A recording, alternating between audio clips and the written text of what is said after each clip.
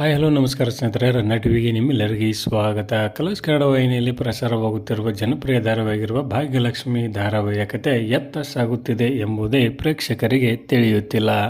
ಹಾಗಾದರೆ ಈ ಧಾರಾವಾಹಿಯ ಅಂತ್ಯವಾದರೂ ಯಾವಾಗ ಆಗುತ್ತದೆ ಎಂಬುದನ್ನು ಇಂದಿನ ವಿಡಿಯೋದಲ್ಲಿ ತೆಗೆದುಕೊಂಡು ಬರೋಣ. ಮೊದಲ ಬಾರಿಗೆ ನಮ್ಮ ವಿಡಿಯೋ ನೋಡ್ತಿದ್ದರೆ ಫ್ರೀಯಾಗಿ ಸಬ್ಸ್ಕ್ರೈಬ್ ಮಾಡಿಕೊಳ್ಳಿ ಹಾಗೂ ಈ ವಿಡಿಯೋಕ್ಕೆ ತಪ್ಪದೇ ಒಂದು ಲೈಕ್ ಮಾಡಿ. ಕನ್ನಡದ ಜನಪ್ರಿಯ ಧಾರಾವಾಹಿಗಳಲ್ಲಿ ಒಂದಾಗಿರುವ ಭಾಗ್ಯಲಕ್ಷ್ಮಿ ಧಾರಾವಾಹಿಯು ಆರಂಭದಿಂದ ಜನಮೆಚ್ಚುಗೆಯನ್ನು ಪಡೆದುಕೊಂಡು ಬಂದ ಧಾರಾವಾಹಿಯಾಗಿದೆ. ಸ್ವಾಭಿಮಾನಿ ಹೆಣ್ಣಿನ ಕಥೆಯನ್ನು ಹೊಂದಿದ್ದ ಈ ಧಾರಾವಾಹಿಯು ಇತ್ತೀಚೆಗೆ ಬೇರೆ ಕಡೆಯತ್ತ ಸಾಗಿತು. ಈ ಧಾರಾವಾಹಿಗೆ ಇತ್ತೀಚೆಗೆ ಸಾಕಷ್ಟು ಪ್ರೇಕ್ಷಕರು ವಿರೋಧವನ್ನು ಸಹಿತ ವ್ಯಕ್ತಪಡಿಸುತ್ತಿದ್ದರು.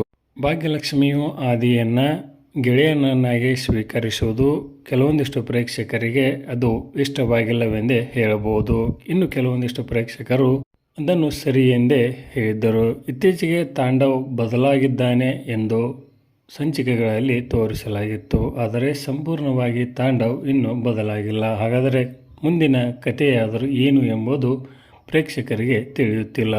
ಸದ್ಯ ಭಾಗ್ಯಲಕ್ಷ್ಮಿ ಧಾರಾವಾಹಿಗೆ ಒಳ್ಳೆಯ TRP ಬರುತ್ತಿರುವ ಕಾರಣಕ್ಕಾಗಿ ಈ ಧಾರಾವಾಹಿಯನ್ನು ಮುಕ್ತಾಯಗೊಳಿಸಲು ವಾಹಿನಿಯು ಒಪ್ಪುತ್ತಿಲ್ಲವೆಂದೇ ಹೇಳಬಹುದು. ಇನ್ನು ಸ್ವಲ್ಪ ದಿನಗಳ ಕಾಲ ಇದೇ ರೀತಿಯಾಗಿ ಕತೆ ಮುಂದೆ ಸಾಗುತ್ತಾ ಹೋಗುತ್ತದೆ ಎಂದೇ ಹೇಳಬಹುದು. ಎಷ್ಟೇ ಮುಂದೆ ಸಾಗಿದರೂ ಸಹಿತ ಇನ್ನು ಕೆಲವೊಂದಿಷ್ಟು ದಿನಗಳು ಮಾತ್ರ ಈ ಧಾರಾವಾಹಿ ಪ್ರಸಾರವಾಗುತ್ತದೆ.